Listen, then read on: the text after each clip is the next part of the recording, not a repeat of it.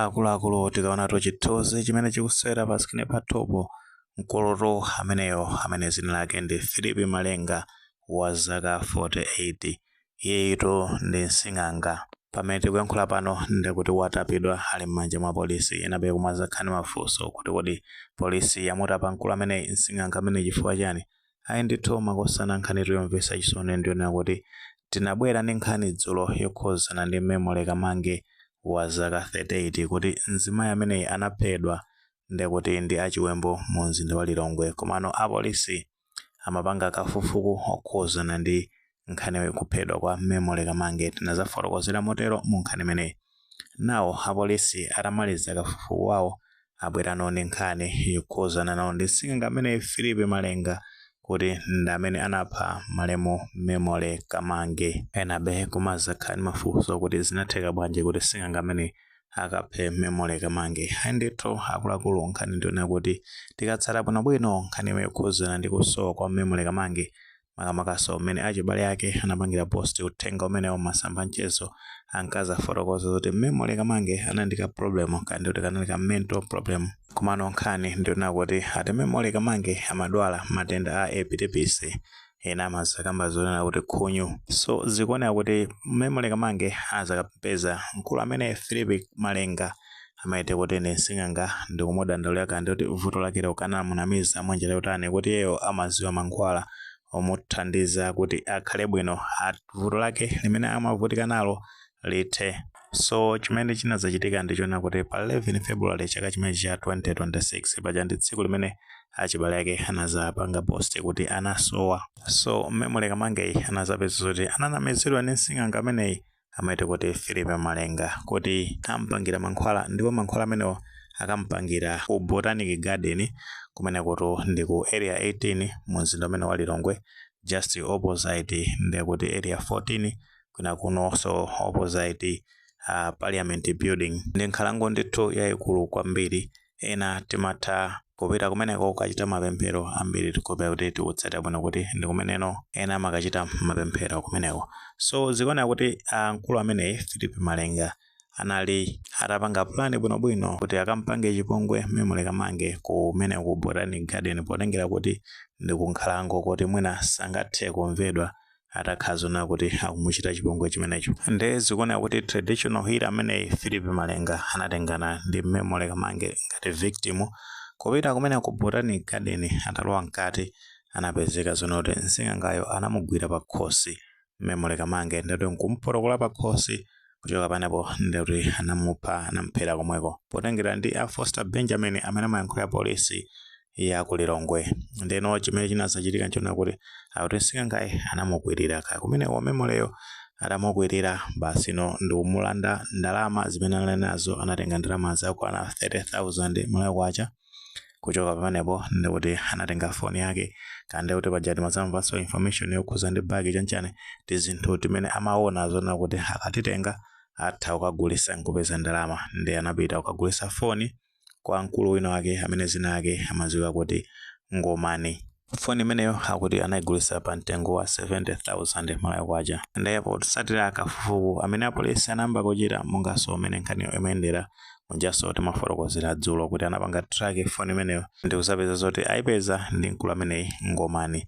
Ndi atampana mafunso awiri atatu kuti phone imeneyo apezeka nayo bwanji, ndipo ameneno amadzawalondolera kuti iyeyo anagula kwa Philip Malenga. Kuchoka pamenepo ndikuti apolisi anampeza msing'anga amene Philip Malenga amubandira kupita naye kukanengo polisi kumupana kumfunsa mafunso awiri atatu kumene koja ndi kumeneno amazaulula pa zimene zinachitikazi kuti ndi amene ndithu anapha malemu Memory Kamange pomutenga kumpitisa kumene ku Botanic Garden ndi kukamuporokola pa khosi. Kuchoka panepo ndikuti apolisi anatengana ndi ogwira ntchito za umoyo kumeneko ndi ku Kamuzu Central Hospital kupita ku Botanic Garden ndi kumene makapeza thupi la malemu Memory Kamange. Akuluakulu nkhani yake mvetsa chisoni zosayenda sizinakhale bwino. Kuba mwanjira yomunamiza munthu kuti afuna kumpangira mankhwala zinthu zosakhala bwino. Nawo nkhani ngati imeneyi siyachilendo kwenikweni ku Malawi kuchitika.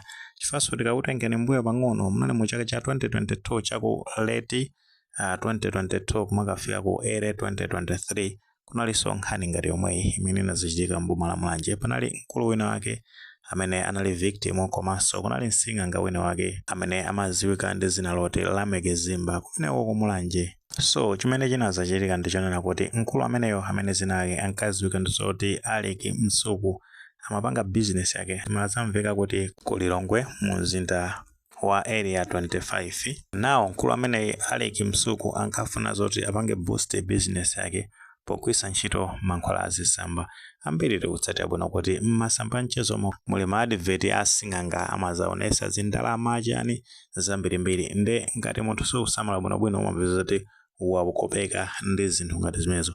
So anthu amene ajawo nthawi zambiri amakhala zoti ndi abodza, soti ali ndi kuthekera kuti angapangise munthu wokulemera. Ena mwina zimatha kuchitika potengeranso ndi zikhulupiriro sitingakane zimenezo zimatha kuchitika ndithudi, komano ambiri amene anachulukira ndonena kuti amapanga zimenezo for the sake of kuba. So mkulu amene Alec Msuku anazapeza zoti wapita kumeneko ku Mulanje chaku Lujeri uku amati ku Lujeri Tea Estate ka amati mmozi wachani ka Tea Juma. Nawo anapita kumeneko anapezeka zonena kuti wapita kwa msing'angayo, msing'anga uja mamoti amupangire mankhwala. Chimene chinachitika choti anamupha mkulu ameneyo ndikukamukwirira kumanda ndikuti Shell Grave close to shrine yake imene amapangira zimankhwala zazisamba zakezo. Nde kunapezeka zoti victim ameneyo Alec Msuku kwawo samabwerera, ndanamba kuchita kafukufuku kapanga ripoti ku polisi.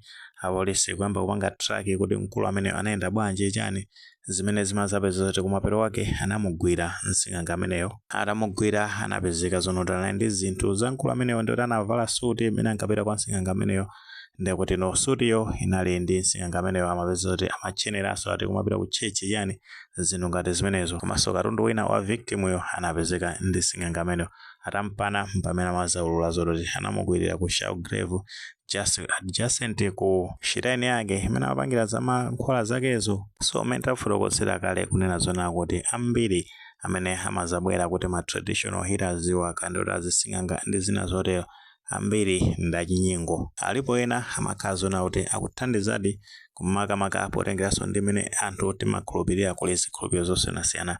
So kwa amene timakhala ndi zikhulupiriro ngati zimenezo zimangofunikira kunena zona pomapita malo ngati amene osapite wekha, upite ndi anthu ena ake kuopa kupangidwa chipongwe ngati mene zakhaliramo. Chifukwa kumeneku anakhala zona kuti Malemu Memory Kamange anapita kandotendo wa chibale kapena anapanga notify chibale pa zimene zinachitikazo pa program imeneyo yoti afuna kulandira thandizo la kwa sing'anga. Ndikuti nomwena achibalewo zinakakhala zophweka kuti ampange track, komanso mwina nthawi zina asing'anga abodzawa amatha kutinamiza kuti ayi ufunika wekha chani zinthu ngati zimenezo. Komabe timafuna ndithu tikhale osamala kuti tingazagwe mu trap. Pali azising'anga ena amabwera kumazana amazonana kuti amachulukisa ndalama chani. Tinaonanso recent case ya ku Monkey Bay kumene msikana wina wake wopanga za Airtel Money anaperedwanso ndalama. Makosana ake ndomwewa amene amazabwera ndi dzina loti ndi asing'anga. So tifunikira ndithu kuti tisamale tikamachita zinthu zathu. Hayi menemo nkani zake ndimene zikuyenda zomvetsa chisoni zosayenda. Munthu amafuna kulandira thandizo pa vuto limene anali nalo, kumapeto wake amene oti amuthandizeyo akumuchotseranso moyo. So ndi zomwezi zimene timanena zona kuti anthu amene mumapanga zimenezi mumapulumuka chifukwa choti mumagwidwa ndi apolisi, koma kukhala kuti mwagwidwa ndi anthu community ndikuti zamoyo sizingakhaleponso. Otherwise anthu anakwiya kwambiri ndi anthu ngati inuyo. Ayi menemo makosana ndi mmene nkhani zake zikuyendera. Tingoti mzimu wa Malemu Memory Kamange use mumtendere. Kuposaposa tiyamikire apolisi pa ntchito yotamandika imene mukugwira. Ngakhale nthawi zina timabwera kumaza kutosani m'maso ponena kuti mukanika kugwira bwino ntchito, komano ovalo ntchito magwira ndithu. Kupitiriza ndithu makamaka kumalizisa ma cases amene aliko a serious kwambiri. Pajati kuziwa zoti kuli ma cases ambiri okhuzana ndi ma abductions, ena anasowa chani.